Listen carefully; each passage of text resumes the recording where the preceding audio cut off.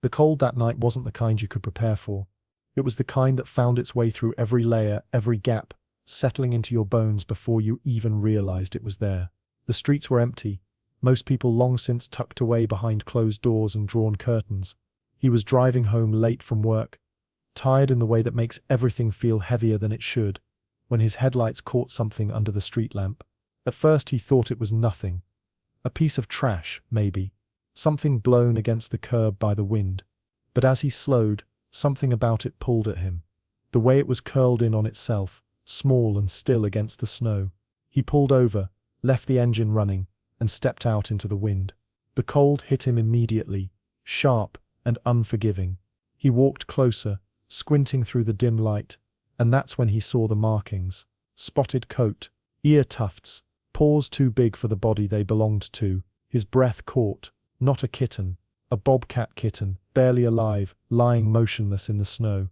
He didn't think, there wasn't time for thinking. He pulled off his coat, wrapped the tiny body inside, and felt how light it was. Too light, like holding something that had already started to slip away. He ran back to his car, cradling the bundle against his chest, and drove.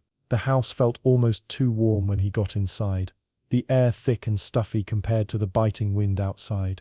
He cleared the kitchen table with one arm, laid the bobcat down gently, and started moving. Heating pad, warm towels from the dryer. He worked carefully, methodically, rubbing the kitten's frozen paws, trying to coax life back into limbs that felt stiff and cold. He'd read somewhere once that you couldn't warm a hypothermic animal too quickly, that you had to go slow, give the body time to remember what warmth felt like.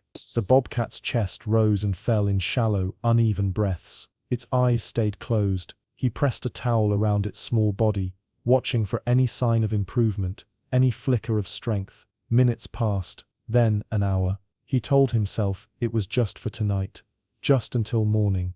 Then he'd call a wildlife rescue center, hand it over to people who actually knew what they were doing. That was the plan.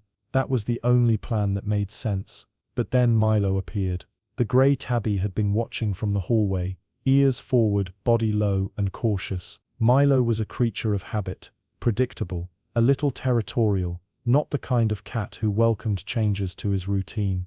And yet there he was, padding slowly across the kitchen floor, his eyes fixed on the towel-wrapped bundle on the table. The man held still, watching, not sure what to expect. Milo stopped at the edge of the table, sniffed once, twice. His whiskers twitched. The bobcat didn't react, couldn't react. It was too weak, too far gone to even notice the presence of another animal just inches away. And then Milo leaned in, slow, deliberate. He began grooming the bobcat's frozen ears with soft, careful licks, the kind a mother would give, the kind that said, "You're safe now." The bobcat's breathing changed, just slightly, just enough to notice. Its tiny paws flexed, claws barely visible, reaching for something it couldn't understand. The man stood frozen in the middle of his own kitchen, trying to make sense of what he was seeing. This was a wild animal, a predator, even in miniature.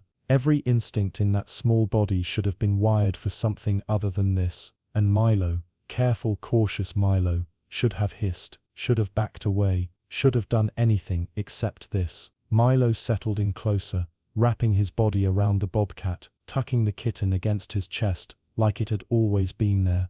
Like this was the most natural thing in the world. The bobcat's breathing steadied, its body relaxed, just a fraction, sinking into the warmth Milo offered.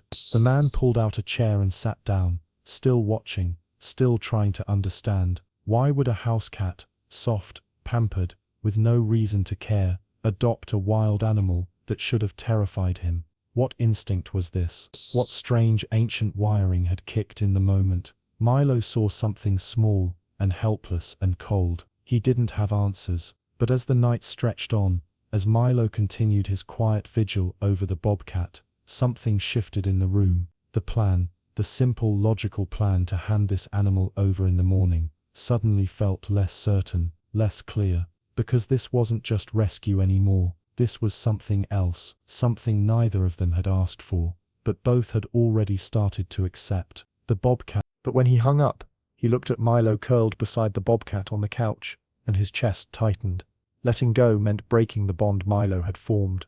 The bond Milo seemed to need. The grey tabby had changed too over these weeks. More playful, more confident, more alive than the man had seen him in years. What would happen to Milo when the bobcat was gone? He built a larger enclosure in the yard. Wire mesh, tall platforms, space to move and climb.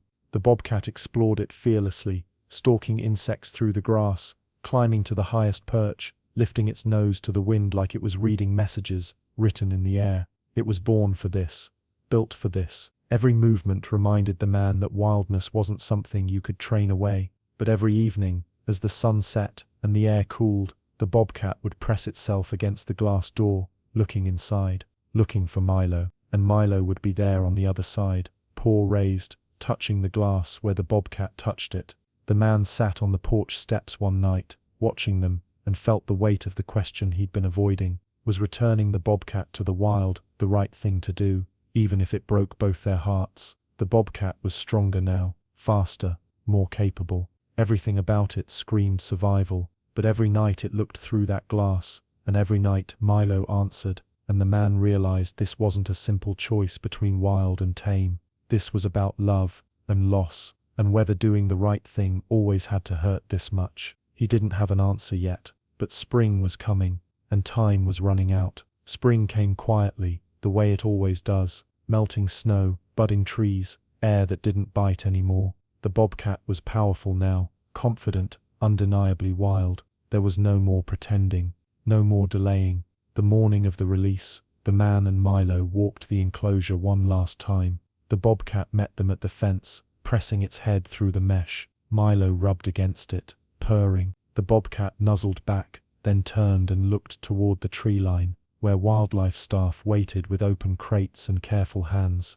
The man opened the gate. The bobcat paused, glanced back once, just once, then walked into the forest, steady, sure, like it had been waiting for this moment its entire life. The house felt too quiet after that. Milo wandered the rooms crying softly, checking corners, looking for something that wasn't there anymore. He stopped eating for 2 days, slept by the back door. The man sat with him, ran his hand down Milo's back, and wondered if he'd made a terrible mistake. Weeks passed, the crying stopped, but Milo stayed different, quieter, slower, like a part of him had walked into those woods and never come back. Then one morning, the man checked his trail camera. He scrolled through the footage, deer, raccoons, the usual, and then he stopped. There, at the edge of the clearing near the house, stood the bobcat, bigger now, healthier, coat thick and gleaming in the early light. It was staring directly at the house, ears forward, body still, and then he heard it, soft, unmistakable, 2 meows on the audio track, answering Milo's cries from the porch. The man's hands shook as he rewound the clip and watched it again. That evening, he opened the back door. Milo stepped onto the porch, ears up, body tense. The bobcat emerged from the shadows at the tree line, moving slow, cautious. It didn't come all the way, didn't cross into the yard, but it stepped close enough, just close enough, for Milo to reach forward and touch noses. They stayed like that for a long moment. Then the bobcat turned and slipped back into the trees, silent as smoke. Milo stood on the porch, watching, until the forest swallowed the last trace of movement. Then he came inside, rubbed against the man's leg, and settled onto the couch with something that looked like peace.